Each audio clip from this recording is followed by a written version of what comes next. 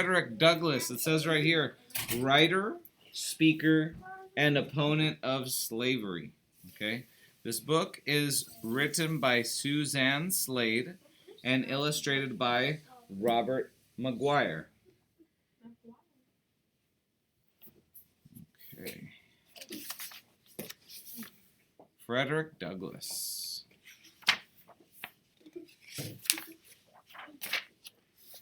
Frederick Douglass believed all people should be free.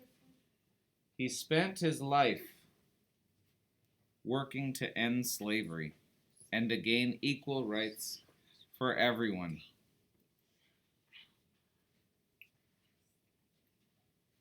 Frederick traveled around the United States and overseas. Along the way, he gave speeches to large crowds. He also wrote books and articles, and he published 3 different newspapers.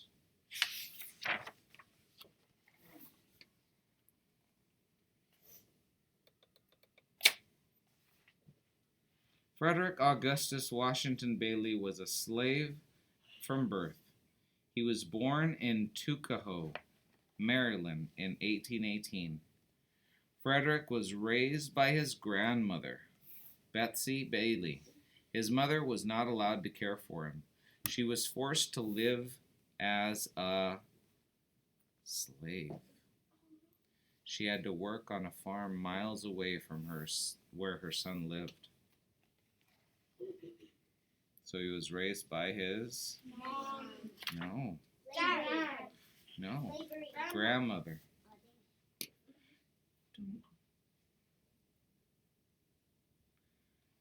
When Frederick turned 7, he had to begin working for his owner. He was taken from his grandmother and sent to his owner's plantation. There, he would find no one to care for him. Frederick had to cook, clean, and do odd jobs around the house. For his meals, he got only cooked corn called mush. At night, he slept on a dirt floor. When Frederick was 8 years old, he was given to a family in Baltimore, Maryland. Frederick liked these new people. The old family gave him bread to eat and a bed to sleep in. They also gave him better clothes. Mrs. Auld began to teach Frederick how to read, but when Mr. Auld found out, he stopped her. Many slave owners did not want slaves to learn. Some states even outlawed teaching African Americans to read and write. Frederick was bright and wanted to keep learning. He asked boys in the neighborhood to show him how to write. He found books and taught himself how to read. He even read old newspapers. In his reading, Frederick learned that many people didn't like slavery. When he was 15, he was sent away from the Auld family. He then worked for several owners. Frederick was often beaten and given little food. He worked long days in the hot sun. His life was full of suffering. Finally, he planned to escape. He got help from his friends who were against slavery. Anna Murray, who he had met in Baltimore, sewed him a sailor suit. He wore the suit so people would not suspect he was a slave. Frederick escaped by boat and train to New York City in 1838. He married Anna soon after arriving there. Many African Americans lived in the North. The northern states had banned slavery. Still, Frederick did not feel safe.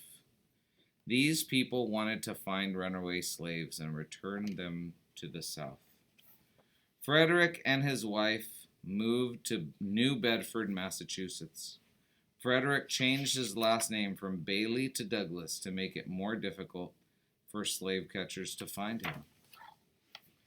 In Massachusetts, Frederick began going to abolitionist meetings.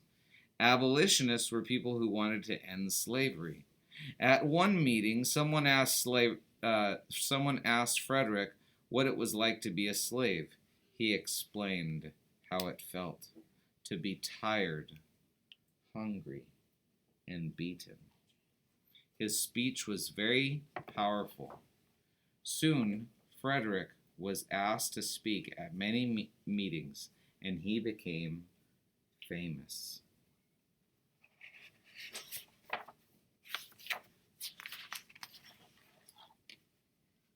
In 1845, Frederick wrote a book about his life. Thousands of people read it. They were surprised a black man could write so well. The book caused many people to decide slavery was wrong. The book angered people who supported slavery. Some of these people threw eggs and vegetables at Frederick when he gave his speeches, but he would not stop his work. In 1847, he started a newspaper to oppose slavery. The paper was called the North Star. The North and South went to war in 1861. The battle became known as the Civil War. Two of Frederick and Anna's sons were soldiers in the North. In 1865, the war ended after 4 years of bloody fighting. Soon, the U.S. Congress acted to free all slaves. Later, Frederick moved to Washington, D.C. He had been named U.S. Marshal for the capital city. No black person had ever held such a high post in the U.S. government. Frederick kept on working for peace and equality until he died in 1895. And here's his timeline. When he escaped, when he got married and gave his first speech, his book, when he started the newspaper, he became a U.S. Marshal, and when he passed away. Did you know Frederick never knew what day he was born? What? No one kept records of the births of slaves. Later it was discovered he was born in the month of February in 1818, so his birthday would have been this month. Frederick's mother died when he was only 7 years old. It is not known who his father was. Frederick believed his father was the white man who owned him first. Although Frederick escaped to the North in 1838, he was still considered a slave. Some of his friends later bought his freedom for $711.66. Frederick and his wife Anna had 5 children. They were named Rosetta, Louis, Charles, Frederick, and Annie. Frederick became a friend of President Abraham Lincoln. After Lincoln died, the president's wife gave Frederick one of Lincoln's walking sticks. Frederick's wife Anna died in 1882. In 1884, he married Helen Pitts. Frederick helped Helen fight for women to get the right to vote. And these are the important words that we learned: abolitionist, Civil War, marshal, plantation, slave catcher, and slavery. Read every single day, ladies and gentlemen. That was a book of the great Frederick Douglass. Okay, all right, and we will see you next time.